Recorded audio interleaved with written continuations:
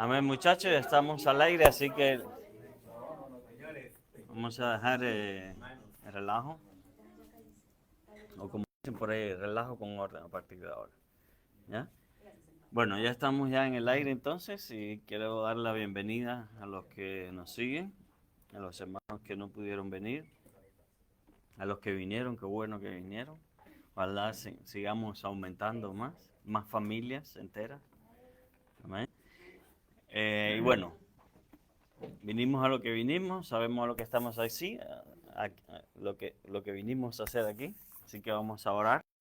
Vamos a poner este momento en las manos del Señor. Yo voy a tener que moverlo para arriba de todas formas, aunque salga, porque ahí lo voy a estar golpeando. Ya. Amén.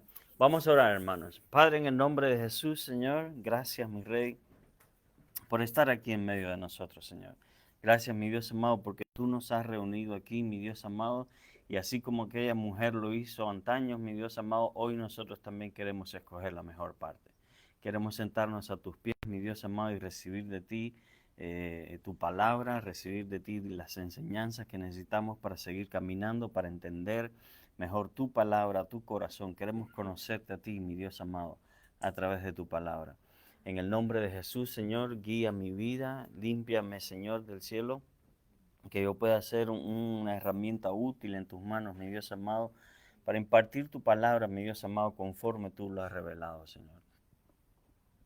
En el nombre de Jesús, yo te ruego que nosotros todos podamos abrazar tu verdad, mi Dios amado, que podamos verdaderamente entender estas cosas, mi Dios amado, y hacer de estas enseñanzas nuestras, mi Dios amado, para que en el nombre de Cristo Jesús podamos verdaderamente ser tus discípulos, Señor. Que podamos seguir tu palabra, tu verdad. Tú eres la verdad, Señor del cielo. En el nombre de Jesús lo ponemos todo en tus manos, Señor. Y te decimos una vez más, habla que tu siervo escucha, Señor. En el nombre de Jesús. Amén, Señor.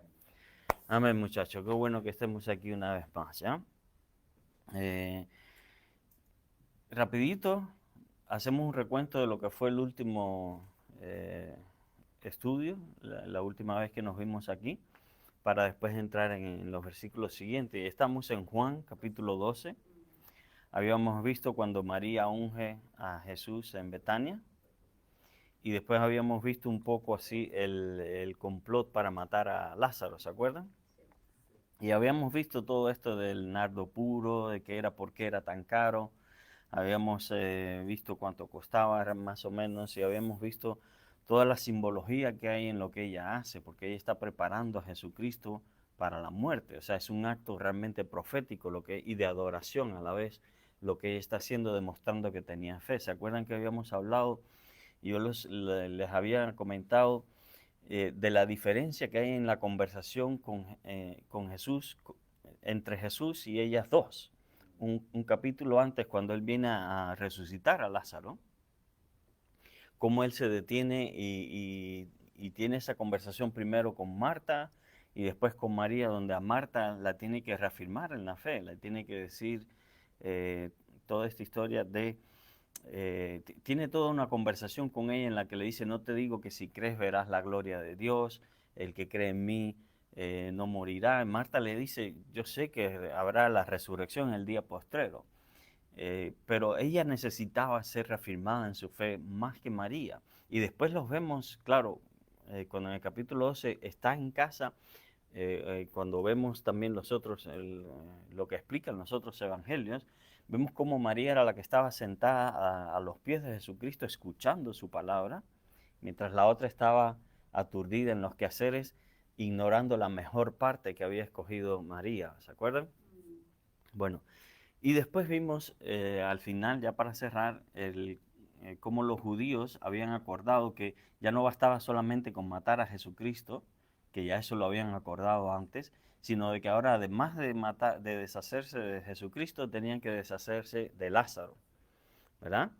Y de cómo al hacer esto se estaban haciendo culpables delante de su misma ley. Vemos qué tan lejos estaban dispuestos a llegar para preservar su religión, su estatus, toda su posición social, ¿verdad? Estaban dispuestos a matar, cosa que prohibía la ley, cosa que estaba más que claro que era prohibido. Y no obstante eso, ellos estaban dispuestos a ir en contra de su misma religión por tal de preservar no su religión, sino más bien su estatus dentro de la religión. Eso fue lo que vimos hasta el versículo 11 de Juan capítulo 12, ¿verdad? Ahora vamos a empezar entonces a leer del versículo 12 en lo adelante. Y vamos a hacer una parada en el 19. Del 12 al 19 leemos ahora y de ahí vemos si nos alcanza más tiempo para seguir adelante. Recuérdense que Jesucristo está no muy lejos de Jerusalén. Es apenas unos días antes de la Pascua. Esto que vamos a leer ahora sucede un domingo, que es lo que nosotros conocemos hoy como el Domingo de Ramos, ¿verdad? Es la entrada triunfal. Así que vamos a leer Juan capítulo 12, desde el versículo 12 hasta el 19 primero, ¿vale? Y dice así, el siguiente día, grandes multitudes que habían venido a la fiesta, al oír que Jesús venía a Jerusalén, tomaron ramas de palmeras y salieron a recibirle y clamaban, Hosana, bendito el que viene en el nombre del Señor, el Rey de Israel. Y halló Jesús un asnillo, y montó sobre él, como está escrito, no temas, hija de Sión, he aquí tu rey viene montado sobre un pollino de asna. Estas cosas no las entendieron sus discípulos al principio, pero cuando Jesús fue glorificado, entonces se acordaron de que estas cosas estaban escritas acerca de él y de que se las habían dicho. Y daba testimonio a la gente que estaba con él cuando llamó a Lázaro del sepulcro y le resucitó de los muertos, por lo cual también había venido la gente a recibirle, porque habían oído que él había hecho esta señal. Pero los fariseos dijeron entre sí, ya veis que no conseguís nada. Mirad, el mundo se va tras él. Ok. Bienvenidos, muchachos. Qué bueno que hayan llegado ustedes también. Ok. Lo primero que tenemos aquí, obviamente, nos dicen que al día siguiente Jesucristo va a entrar a Jerusalén y nos narra todo el proceso alrededor de lo que aconteció, los porqués y demás. Vamos a ir desglosando esto poco a poco para irlo entendiendo mejor. Jesucristo llega a Jerusalén y la gente lo recibe con ramas y demás. Lo primero que tenemos aquí y que quiero recalcar es el cumplimiento de una profecía. Ustedes saben de que en la vida de Jesucristo se cumplieron tantas profecías que es matemáticamente imposible que sean casualidades. Sobre todo porque hay muchas de estas profecías que se cumplen sobre las que Jesucristo, porque vamos a ver, algunas quizás se podrían haber, se podría alegar de que, bueno, Jesús lo hizo tal cosa para que se cumpliese la profecía a propósito, como que él mismo provocó que se cumplieran las profecías. Pero hay muchas otras sobre las que Jesucristo no tenía control. Por lo tanto, no se puede decir que Jesucristo lo hizo para que se cumpliesen las profecías, sino que las profecías se cumplieron simplemente porque Él era el Mesías. Por ejemplo, ¿dónde iba a nacer Jesucristo? Eso no es algo, o el momento exacto en el que iba a nacer Jesucristo. Esas son cosas a las que Jesucristo no tenía ningún control, porque todavía no había nacido, ¿verdad? Entonces, cuando se alega con respecto a las profecías, siempre tenemos que buscar el toque que tiene la profecía que lo hace precisamente, que lo convierte en una señal. A ver, acuérdense que en el Evangelio según San Juan no se habla de milagros, se habla de señales. Estas señales están aquí para demostrar precisamente quién es Jesús, que Jesús es verdaderamente el Cristo. Por eso Juan no lo menciona como milagros simplemente, no lo menciona simplemente como que el cumplimiento de una profecía, sino de que Jesucristo, Juan, siempre está hablando de señales, que demuestran quién es Jesucristo. Y en este caso estamos hablando de una profecía que se cumple en Jesucristo.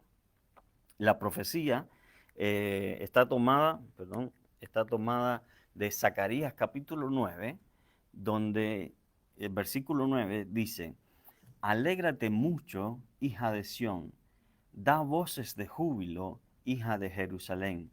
He aquí tu rey vendrá a ti, justo y salvador, humilde y cabalgando sobre un asno, sobre un pollino, hijo de asna. Zacarías 9:9. Okay, este es uno de los últimos libros del Antiguo Testamento, y Zacarías obviamente, a lo mejor él mismo no entendió lo que estaba diciendo y que era una profecía, pero como profeta habló en nombre de Dios. Y obviamente ya para los tiempos de Jesucristo sí se entendía que esto era una profecía acerca del Mesías Salvador. Ahora, ¿qué es lo peculiar en esta profecía? Porque, a ver, una persona que entre a Jerusalén en un asna, montado sobre un asno, sobre un burro, pues no tiene nada de peculiar realmente.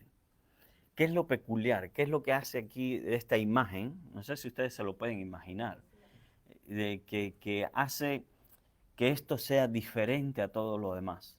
Este no es una persona normal entrando. Aquí se está hablando de un rey que viene montado sobre un asno. Ahora, la imagen misma, cuando nos hablan de rey a nosotros, y esto es lo que hace la imagen que está dibujando Juan, algo tan peculiar. La imagen que nosotros tenemos cuando hablamos de rey, obviamente es alguien que viene con una ropa espléndida, que está superior a la que usa la gente normal, que no viene en lo que viene cualquier simple mortal, sino que viene o bien en carroza o bien en un caballo de los bien comido, bien alimentado, de las mejores razas del mundo, ¿verdad?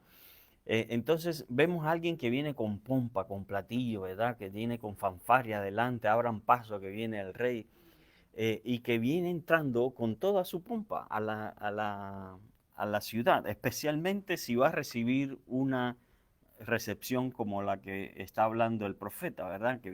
Y la que vemos en Juan, que viene gente a saludarlo, a recibirlo con palmeras y con ramas de palmeras y demás. Ahora vamos a entrar en eso. Pero este rey no viene como la gente se lo espera. Y este es el detalle, que Jesucristo no vino como la gente se lo esperaba, como la gente pensaba que debería ser. Desde su nacimiento, su concepción, quienes lo concibieron siendo rey, siendo Dios, pudiendo haber escogido dónde nacer, todo lo hizo de una manera distinta, peculiar, distinta a lo que la gente pudiese pensar. Y yo pienso que hay un plan detrás de eso. Porque si él hubiese sido como cualquier otra persona, pues sería imposible para nosotros reconocer que este es el Mesías. Para que nosotros pudiésemos reconocer que este es el Mesías, tiene que cumplirse en él las profecías, pero no solamente cumplirse las profecías, sino que las profecías, y no sé si me estoy explicando bien, en la profecía en sí tiene que haber algo peculiar que destaque a este hombre de manera que lo convierta en algo diferente a todos los demás. Por ejemplo, una de las profecías más conocidas y que pronto vamos a estar celebrando es el nacimiento de Jesucristo. Si el nacimiento de Jesucristo hubiese sido un nacimiento como el de cualquier otra persona, si hubiese sido a través, por ejemplo, de un embarazo normal y natural como el de cualquier otra persona, ¿cómo íbamos a nosotros poder saber que Jesucristo es específicamente el Mesías? Tiene que haber un detalle que lo haga único. Y en el caso de Jesucristo, lo que lo hizo único y totalmente diferente, aparte del tiempo en el que nació, de la estrella que pueda nacer, es el nacimiento virginal. Es lo que lo hace precisamente diferente, una de las cosas que lo hace diferente a todo lo demás. Él no nació como usted y yo, o sea, el nacimiento en sí, sí, pero la concepción no es natural. no es de la forma normal que el resto de los mortales, porque su papá tampoco era un padre físico, ¿verdad? O sea, físicamente hablando, él solamente tuvo madre, él no tuvo padre realmente. O sea, tuvo un padre que lo crió, un padre de crianza, pero no un padre biológicamente hablando, ¿verdad?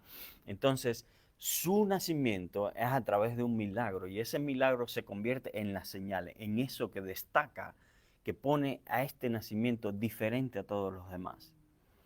En el caso de la entrada triunfal, lo que vemos es que él no es un rey común, no es un rey como todos los demás. Él es un rey de un reino diferente y por lo tanto es un rey que gobierna en primer lugar por el ejemplo. Porque, y ya vamos a ver a qué me refiero eso, porque dentro de unos versículos más adelante, Jesucristo va a estar exigiendo de nosotros algo que es que no cualquiera lo puede exigir, ¿vale? Pero vamos a llegar ahí poco a poco, ¿ok? Entonces, en esta descripción, lo que tenemos aquí en la entrada de Jesucristo es una descripción gráfica, muchachos, de toda su vida, realmente de toda su primera venida, de todo su ministerio, como él, con el ejemplo, enseñó de qué se trataba el Evangelio, ¿verdad? Ahora vamos a ir entrando poquito a poco. Siendo rey, viene montado en un asno y no en un caballo. Viene a liberar, a salvar, pero sin ejército. Viene con el propósito de salvar, pero viene sin un ejército. Lo siguen 12 locos, nada más, ¿verdad? Por así decirlo. Y unos cuantos más, porque había más entre ellos, ¿verdad? Viene a ser interrogado y juzgado, no para juzgar. Los reyes eran jueces en su momento. Ellos, y vemos por ejemplo en el ejemplo de Salomón, cómo la gente le traía sus problemas para que ellos juzgaran, para que ellos tomaran las decisiones, ¿verdad? Cuando había problemas de disputas de tierras, de lo que sea, se lo traían. El rey debería juzgar, sin embargo, este rey viene a ser juzgado, viene a ser interrogado y de hecho viene a ser condenado. Él lo sabía y en vez de librarse de todo eso, más bien se expuso, ¿verdad? Viene a sufrir por sus seguidores en vez de exigirle a los seguidores que sufran por él. Eso viene después, ¿verdad? Pero él viene a dar el ejemplo. En vez de como rey exigir solamente sacrificio y exigir impuestos y exigir que vayan a la guerra, que mueran por él, más bien este rey viene en contradicción a todo eso, a morir él por sus súbditos, a morir, a entregarse, a dar en vez de recibir. Había una pregunta por Senato, no sé qué puede hacer entonces. De Haka, o sea, de Lagan. Esa es la conexión, pero imagínate. Esperemos que se tranquilice. Está cerca en todo caso el wifi. Ok, esto es lo que se destaca, todo volviendo al tema, esto es lo que destaca la entrada de Jesucristo a Jerusalén, lo que lo hace distinto, que siendo rey viene en asna, que viene, siendo rey viene a servir y no a ser servido, que siendo rey viene a salvar entregando su vida en vez de exigir, ¿verdad?, sacrificios de parte de los demás. Es lo primero que quiero decirle. Primero, el cumplimiento de la profecía y qué es lo que hace esta profecía a nuestros ojos, una señal de quién es Jesucristo y de la clase de servicio y de exigencia que después vamos a ver que Él tiene sobre nosotros. ¿Okay? Entonces, vamos al tema de por sí y note que ya desde el comienzo, aunque no lo dice Juan, lo dicen los demás evangelios, hay un detalle que a veces pasamos por alto, y es de cómo Jesucristo escoge o manda a sus discípulos a traer un asno, pero hay una peculiaridad con el asno que traen, y es que nunca ha sido montado por hombre alguno. Es decir, ¿sabe qué es lo que está suponiendo aquí? Y ya de por sí aquí empezamos a ver los milagros. Porque usted sabe de que un asno o un caballo, por ejemplo, antes de ser montado por un hombre, tiene que ser domado y tiene que ser enseñado para que no se asuste, no termine tumbando y que entienda cuándo tiene que doblar y demás. Todo eso, el burrito se lo saltó. Todo ese proceso de aprendizaje, de acostumbrarse a llevar a alguien arriba o carga arriba, todo eso el burrito se lo saltó y llevó a Jesucristo sin asustarse, sin problema. Ahí nada más ya tenemos un milagro en sí, ¿verdad? Es un asno que no ha sido enseñado, que no ha sido montado por nadie, que no ha sido domesticado, debe haber sido joven, ¿verdad? Entonces, Jesucristo simplemente se le sube arriba y va. Entonces, ya por ahí empiezan los milagros, pero además de eso, cuando entra Jesucristo, hay algo interesante que pasa y que nosotros a veces no entendemos porque no profundizamos a veces en las costumbres de los pueblos judíos. ¿Se acuerdan de que estamos cerca de la Pascua, verdad? ¿Se acuerdan que en los pasajes anteriores que veíamos, en los viernes anteriores que estuvimos aquí, hablábamos de que esto ocurre unos 6 días antes de la Pascua, ¿ok? Eso significa que acá estamos en un domingo y mire lo que pasa aquí. Justo coincide que en la fiesta de la Pascua, unos días antes, el sumo sacerdote solía ir a Belén, a la aldea de Belén, que no queda muy lejos de Jerusalén. De hecho, nosotros hoy no pudiéramos porque estamos muy cómodos, ¿verdad? Pero se iba a pie entonces. ¿Y qué hacía el sumo sacerdote? El sumo sacerdote tenía que traer de Belén una oveja o un cordero, mejor dicho, que era el que iba a ser sacrificado para la Pascua.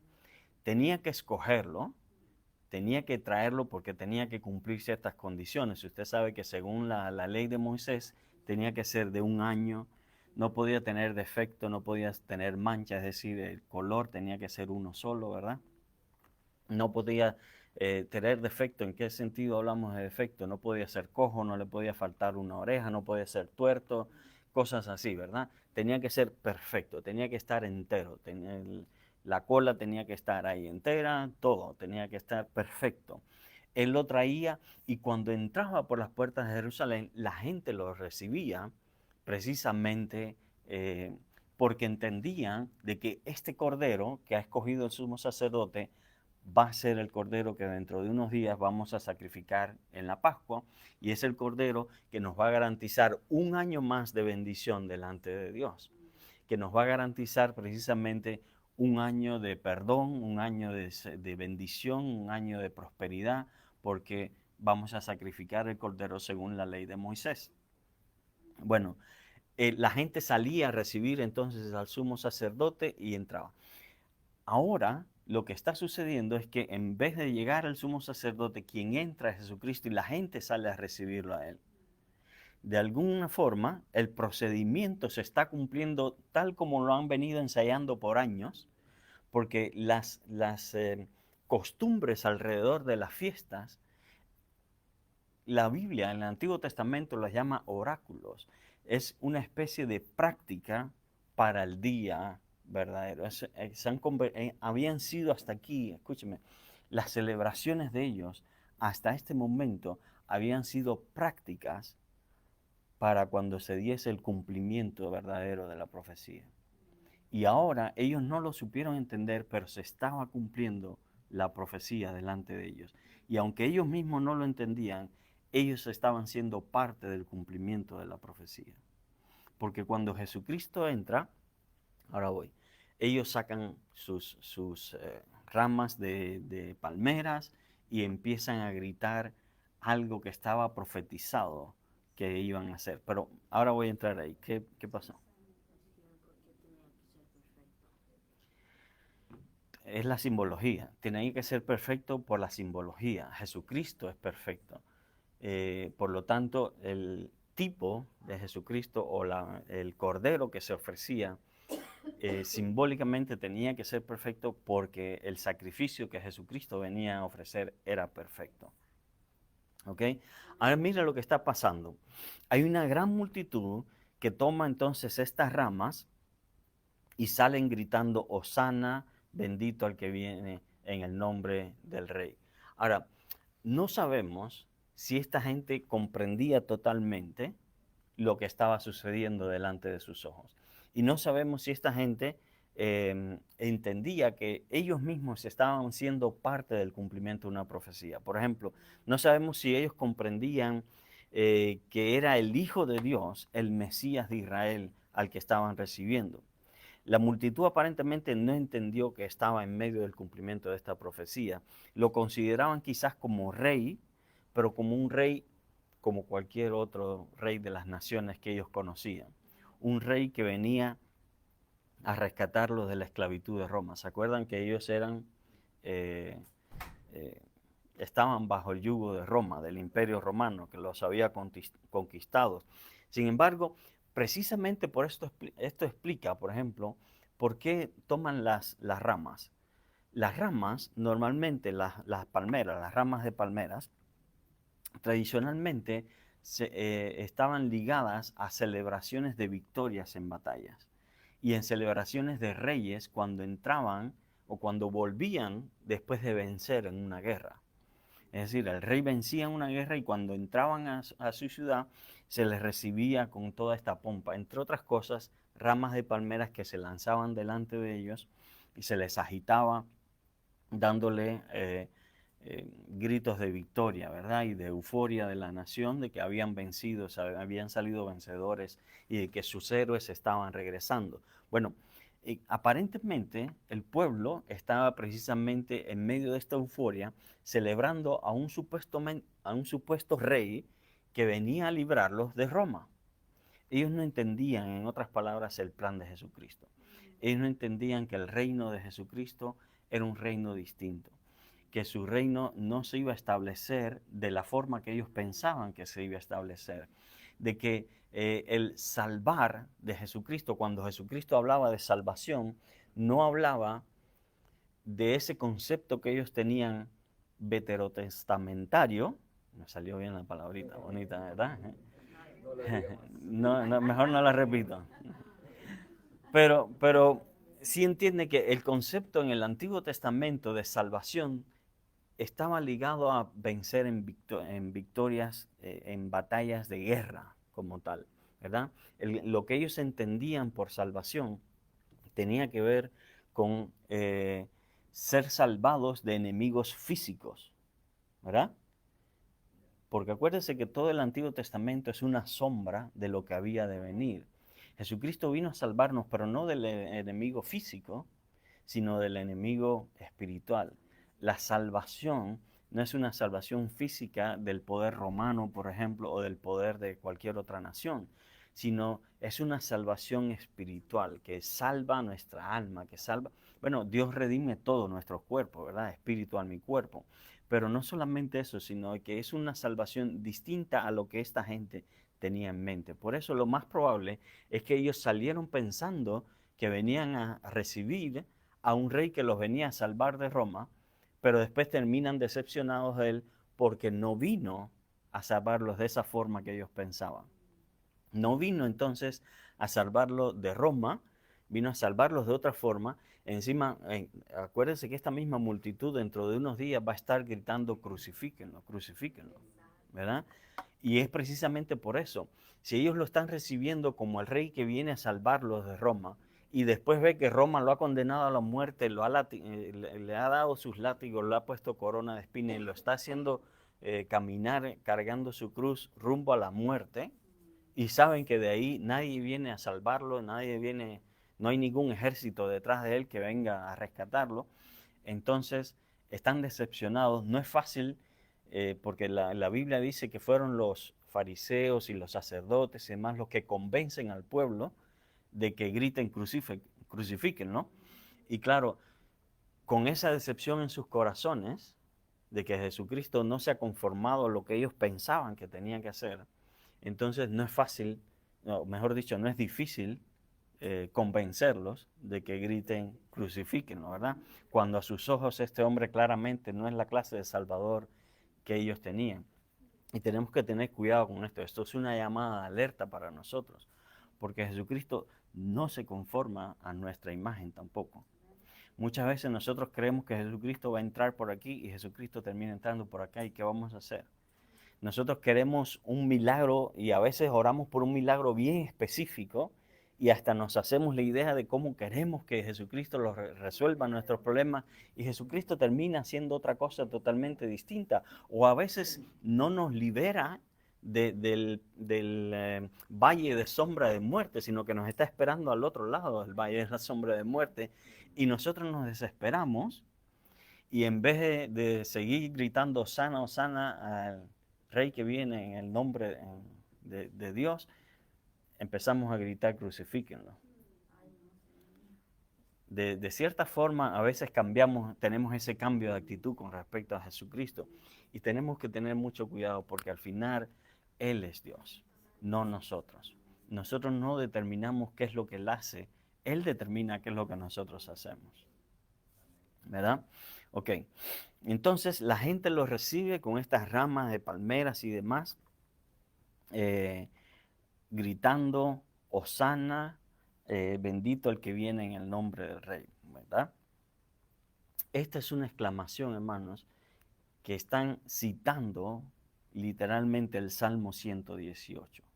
Si viene conmigo al Salmo 118, de hecho es parte de estas fiestas, ellos cantaban los salmos, creo que era desde el 113 hasta el 118. Y mire lo que dice el Salmo 118, versículos 25 y 26. Dice, oh Jehová, sálvanos ahora, te ruego. Te ruego, oh Jehová, que nos hagas prosperar ahora. Bendito el que viene en el nombre de Jehová. Desde la casa de Jehová os bendecimos. Y usted dirá, y me preguntará, ¿dónde dice aquí Hosana? Pregúnteme, ¿dónde dice aquí Hosana? Bueno, Hosana significa precisamente, sálvanos ahora. Así que cuando dice el versículo 25, oh Jehová, sálvanos ahora, lo que dice ahí en hebreo es Hosana. Hosana es una palabra hebrea, ¿verdad? Que significa sálvanos ahora. Ahora, aquí lo presentan como un ruego, ¿verdad? Sálvanos ahora, te ruego. Y así mismo fue. Pero con el pasar del tiempo, la palabra Hosana se convirtió precisamente en una expresión de alabanza también. De hecho, la palabra Hosana, yo lo tenía escrito por aquí, a ver si lo encuentro. Hosana significa salve, por favor, o sálvanos, te rogamos. Pero la palabra vino a ser una expresión de alabanza. En lugar de ruego, se convirtió en una expresión de alabanza que tiene que ver con el hecho de exaltar. Exaltar, usted sabe lo que significa, ¿no es cierto? Poner por encima de. Literalmente eso es lo que se trata, levantar a alguien, ¿verdad? Exaltarlo es ponerlo por encima de. Por eso cuando nosotros exaltamos a Dios lo estamos poniendo por encima de nosotros mismos. Lo estamos poniendo por encima de nuestros problemas. Él es superior a todos nosotros. De eso se trata, ¿verdad? Ahora bien, ellos están citando el Salmo 118, versículos 25 y 26 en sus ruegos y están clamando precisamente a Dios que los salve. Entonces, nosotros ahora conocemos la frase como Hosana, bendito el que viene en el nombre del Rey, pero ellos lo que estaban diciendo es, sálvanos, bendito el que viene en el nombre del Rey. Entonces, mire usted lo siguiente, porque eso fue exactamente lo que hizo Jesucristo. Jesucristo vino a salvarlos y vino a salvarnos a todos. Solamente que no de la forma que ellos esperaban, pero a eso vino y eso hizo. ¿Verdad? Ahora bien, mire algo más curioso, porque usted y yo vamos a ser parte de una celebración en la que vamos a repetir la misma escena. Apocalipsis capítulo 7, versículos 9 y 10, mire lo que dice. Después de esto miré, y este es Juan también, escribiendo, 7 del 9 al 10, dice así, después de esto miré, y he aquí una gran multitud, la cual nadie podía contar, de todas las naciones y tribus, y pueblos y lenguas, que estaban delante del trono y en presencia del Cordero, vestidos de ropas blancas, con palmas en las manos, y clamaban a gran voz, diciendo, la salvación pertenece a nuestro Dios, que está sentado en el trono y al Cordero. Nosotros también vamos a celebrar a Dios con palmas un día. Nosotros también vamos a estar gritando, la salvación pertenece a nuestro Dios. La salvación viene de nuestro Dios y de su Cordero. Usted va a hacer una celebración como la que ellos estaban celebrando, solamente que ellos no entendieron nada. Usted y yo sí vamos a entender. Usted y yo lo vamos a hacer lo vamos a alabar con todo nuestro entendimiento, porque vamos a tener la Biblia en manos. Vamos a tener este conocimiento bíblico. ¿Ok? Entonces, tú y yo, si nos mantenemos firmes, y espero que así sea, vamos a llegar a esa celebración. Esta profecía de Zacarías tuvo su cumplimiento en los tiempos de Jesús y se va a volver a cumplir en los cielos cuando estemos delante de su presencia. Y qué especial va a ser eso, decirle, me faciti hande, como dicen los suecos, ¿verdad? Señor, verdaderamente la salvación es tuya. Verdaderamente tú eres el Salvador y a ti te lo debemos todo. Wow, es tremendo. Y lo vamos a repetir esa escena, pero delante del trono de Dios. Y lo vamos a estar llamando victorioso, Rey, Salvador y todo lo demás que se merecen, ¿verdad? Ahora, vamos a ir un poquitico más adelante. Los siguientes versículos, después de que nos habla de la entrada de Jesucristo a Jerusalén y de la entrada triunfal que nos describe todo esto que está sucediendo, hay una frase en el versículo 19, Juan 12, 19, que a mí me llamó la especial atención y quiero compartirla con ustedes ahora. Dice así, pero los fariseos dijeron entre sí, ya veis que no conseguís nada. Mirad, el mundo se va tras él. Normalmente cuando hablamos de este pasaje de la entrada triunfal de Jesucristo, este es el último versículo del pasaje y lo pasamos por alto, porque hacemos tanto hincapié en lo demás que no pensamos en los detalles muchas veces, ¿verdad? Bueno, hay algo interesante con respecto a esto, porque es un patrón que Jesucristo y Dios en general sigue desde que el mundo es mundo. Desde Génesis 1:1 hasta el último día, hasta que el rapto y nos vayamos con Jesucristo y todo lo demás, se cumple un patrón que vemos aquí en las palabras de los fariseos. Los fariseos, tienen que ponerse por unos momentos en los zapatos de los fariseos. Acuérdense que los fariseos ya han determinado matarlo, porque están envidiosos, sienten que su kiosco se les cae, porque la gente en vez de seguirlo a ellos, como siempre ha hecho, ahora está siguiendo a Jesucristo. Así que han determinado matar a Jesucristo. Luego se dan cuenta que no basta con matar a Jesucristo, tenemos que matar también a Lázaro, porque la gente vio la resurrección de Lázaro, está escuchando hablar, y ahora inclusive entre estas multitudes se nos dice que mucha gente escucharon hablar de la resurrección de Lázaro y venían precisamente para ver a Lázaro y para ver de qué se trataba todo eso. O sea, habían escuchado, mucha gente que no lo vieron, que no estuvieron en la resurrección de Lázaro, habían escuchado hablar y estaban aquí precisamente celebrando a Jesucristo por ese detalle. Así que ellos determinaron que a Lázaro también había que matarlo. Y ahora ven como Jesucristo pasa por delante de sus narices montado en un asno y el pueblo entero detrás de él con sus ramas y sus gritos de cánticos de alabanza, Hosana, bendito al que viene el Rey de Israel, y llegan a la conclusión, mira, de nada sirve todo lo que hemos hecho, nuestros planes, todo lo que nosotros hemos preparado, de nada sirve. Ya veis que no conseguís nada, no conseguimos nada, no alcanzamos el propósito nuestro. Mirad, el mundo se va tras él.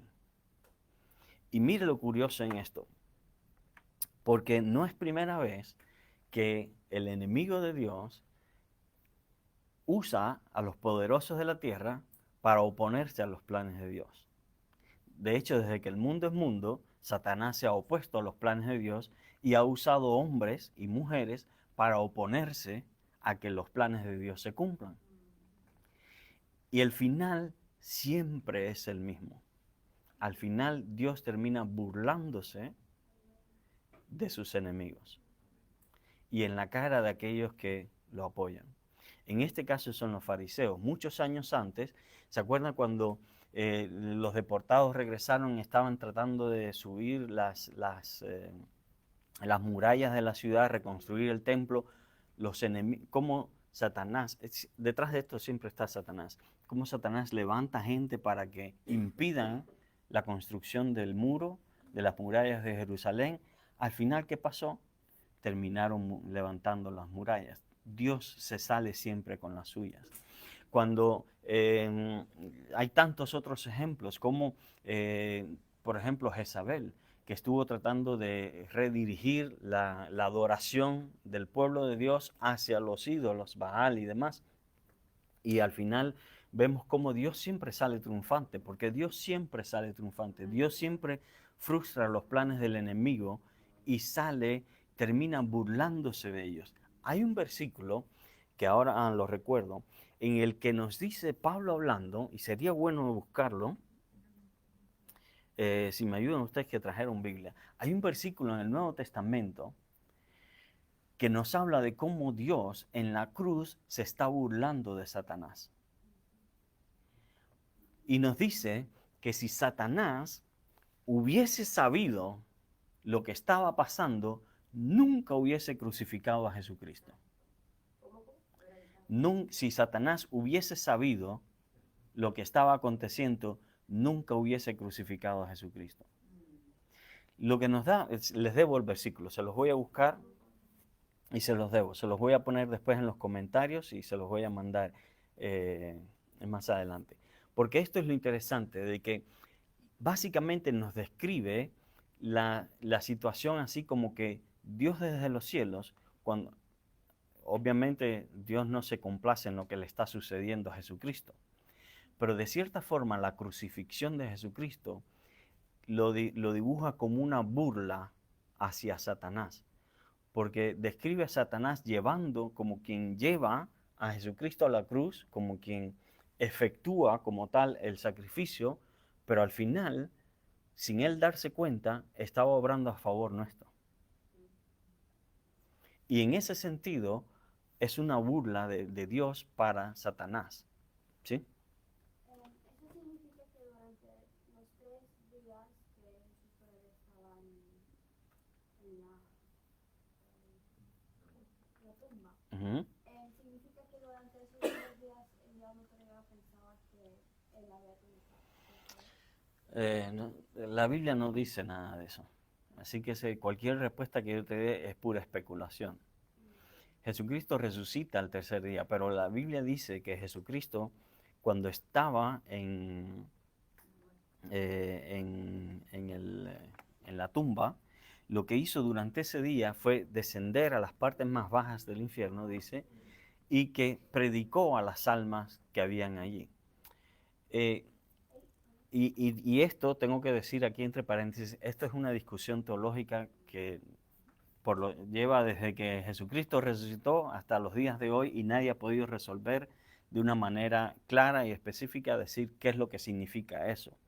Porque, a ver, todo el que murió antes de la crucifixión de Jesucristo, todo aquel que murió sin creer en el Mesías, igual estaba perdido.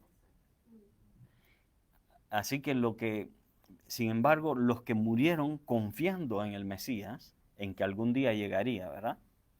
Y que sucedería, esos eran salvos porque murieron con la fe en su corazón.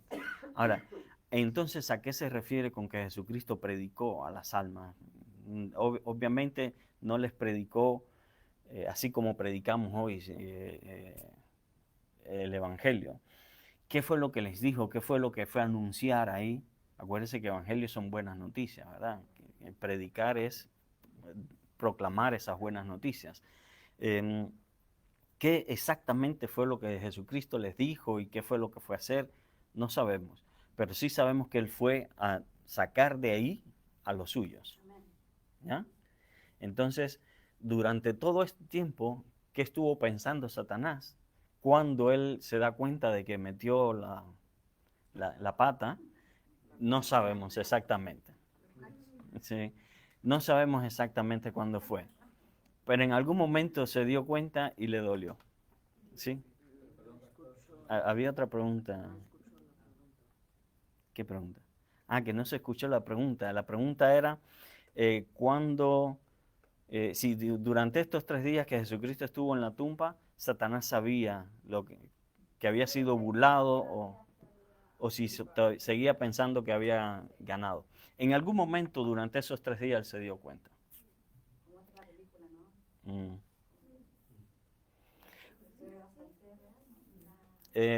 Miguel. No iba a decir que los judíos sabían del Mesías, pero los gentiles en ese tiempo no sabían del Mesías. Em, esa es otra discusión bien larga que tienen los teólogos todavía al día de hoy. Pero una cosa sí les voy a decir. Dios es un Dios justo y va a ser justo incluso con los que no sabían. Pero De alguna forma. que bajó a predicar a los suyos, ¿había gente en el infierno? No.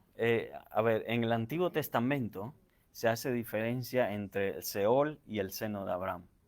Entonces, en el Antiguo Testamento se habla de 2 lugares que quedan los dos bajo tierra, pero a uno van los que han sido condenados, los que murieron sin fe en el Mesías, y al otro van los que mueren con fe en el Mesías. De hecho, una de las parábolas de Jesucristo habla precisamente de eso.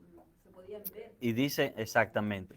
Pero claramente, a pesar de que se podían ver, inclusive podían hablar, había un obstáculo entre ellos que hacía que no podían cruzar de un lado a otro, y uno de los 2 lugares era claramente de tormento, mientras que el otro era por lo menos había paz, ¿vale?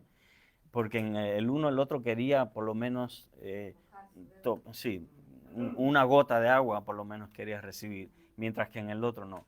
Entonces, lo que se piensa es que cuando Jesucristo desciende, y es la interpretación a la que yo me inclino, Jesucristo no fue al Seol ese de tormento donde estaban los que no habían creído. Jesucristo fue a ese otro lado que se conoce como el seno de Abraham, donde estaban esperando los que murieron en fe. Y estaban esperando al cumplimiento del sacrificio de Jesucristo. Entonces nos estamos desviando por completo del tema, pero rapidito nada más porque tenemos que regresar. Jesucristo debe haber ido a ese seno de Abraham donde estaba la gente que había muerto con fe. Y fue a ellos a decirles básicamente, se ha cumplido. Esto es lo que ha pasado, vámonos conmigo al reino de mi Padre. ¿Ya? ¿Había otra pregunta? ¿Seol? ¿Seol o seno de Abraham?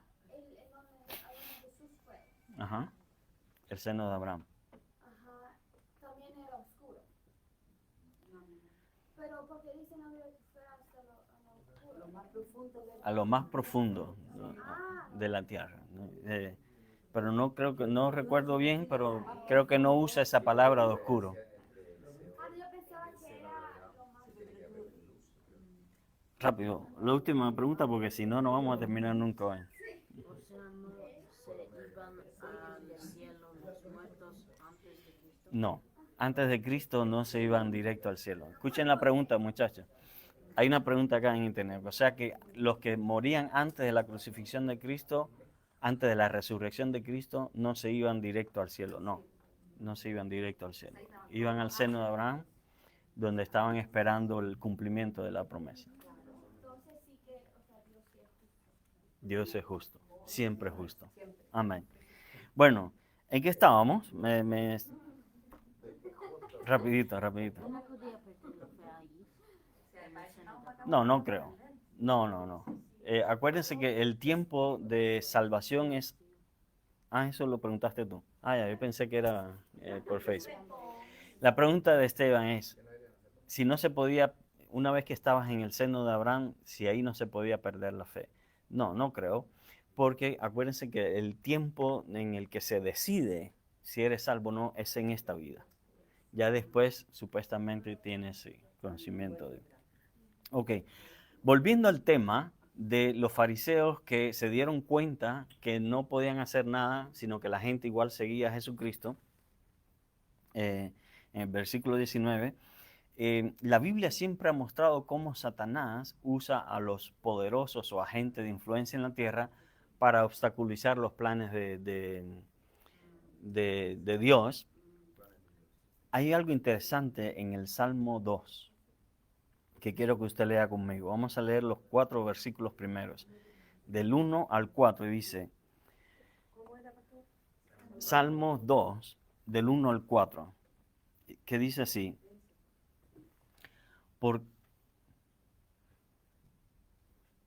¿estamos ahí?